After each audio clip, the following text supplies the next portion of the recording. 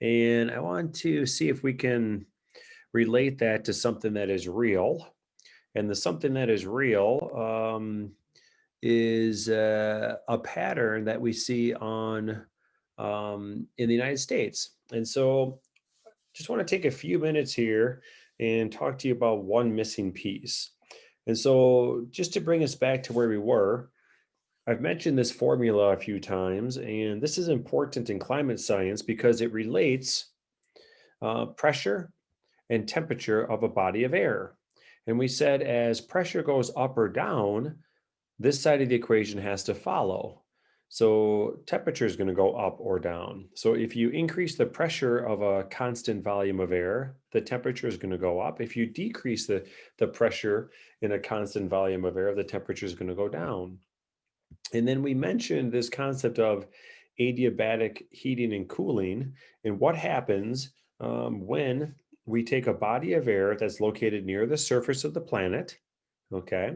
Remember, the sun's radiation passes through our atmosphere. Our atmosphere, the gases in our atmosphere are almost completely invisible to solar radiation. The radiation passes right through them. We said the exception to that was the ozone layer in the stratosphere. But nitrogen and oxygen and almost everything else in the atmosphere is invisible to solar radiation. The Earth, however, does absorb that radiation. The Earth heats up. The Earth re-emits radiation in a longer wavelength, the infrared spectrum. And that particular wavelength of radiation is absorbed by carbon dioxide, methane, water vapor, these gases that we refer to as the global warming gases.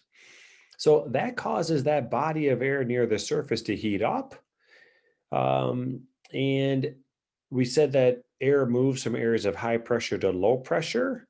Temperature increases, pressure increases, and the air begins to rise. As that air rises, it cools. As it cools, condensation can form. If you take a body of air that has water vapor, if you want to turn that vapor into a liquid, just cool the body of air. That vapor will turn to a liquid.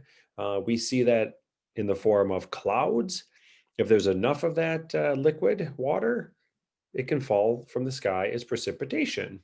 Eventually, it does reach a ceiling. That ceiling is defined by that temperature inversion in the stratosphere where that ozone is heating up. It moves horizontally and eventually it falls back to Earth. As it's falling, the air heats up, adiabatic heating. And of course, air that is heating up is never going to condense into a liquid.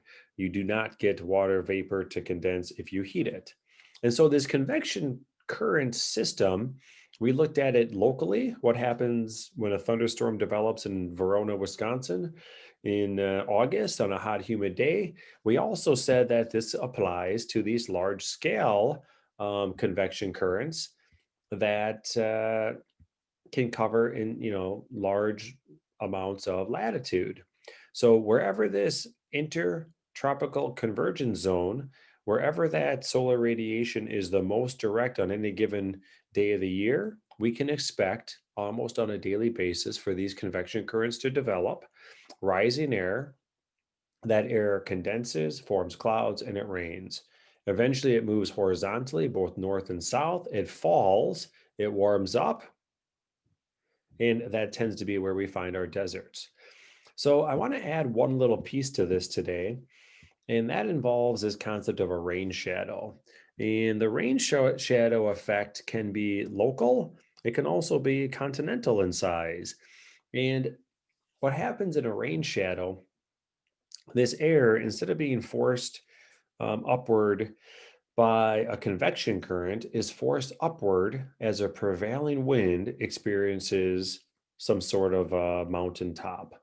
And as that wind experiences this mountain, it's pushed upward. As the air is pushed upward, the same process occurs: condensation, cloud formation. Eventually, if the cloud contains enough moisture, it will fall as precipitation. Now, as that body of air is reaching the peak, the majority of the moisture in that body of air is then dumped out as rainfall. And as it falls on the other side of the mountain, you have the adiabatic heating, which results in an area or a region that tends to be flooded with warm, dry air, and that area tends to be fairly dry and arid. So let's take a look at that quickly. When we look at planet Earth in the Northern Hemisphere, we can see that pattern developing quite distinctly right here in the United States. And so if we look at the prevailing winds, remember the prevailing winds in the United States move from the west toward the east. So the winds tend to move in that direction. And so if we start to examine this, what we see are some really green, lush areas running north-south. Okay. And you can see another one here. You can see some green mixed in here, but it's kind of sporadic. And then you'll notice that that gives way to some very distinct brown or arid areas. These are the dry areas. You can see some here, and then you can see some here as well. And the one that I just circled, which represents the eastern side of Colorado, you begin to see a gradient. As you move this direction, it moves from brown back into the greens. Okay. And so if we think then about this rain shadow effect in relation to these patterns, what do we have?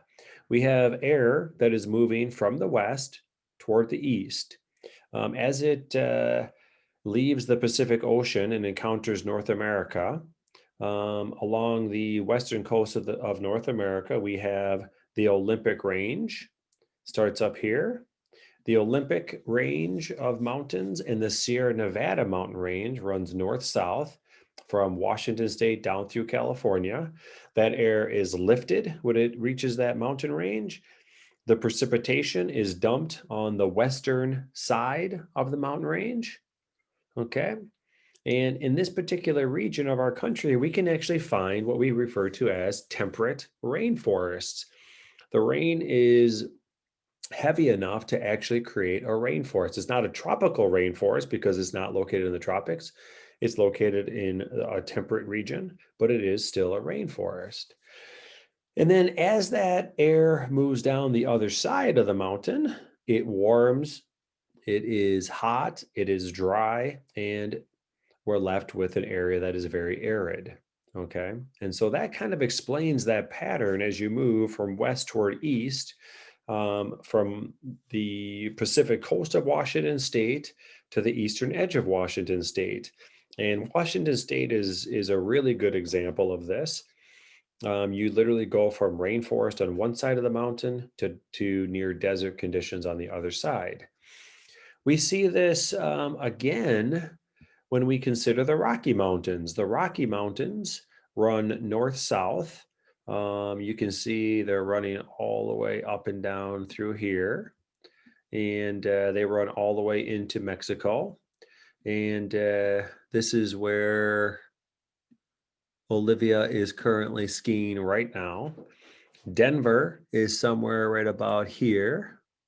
Okay, Denver sits on the eastern side of the Rocky Mountains, and you see a very similar pattern emerge where you have green conditions on the leeward side or the windward side of the mountains.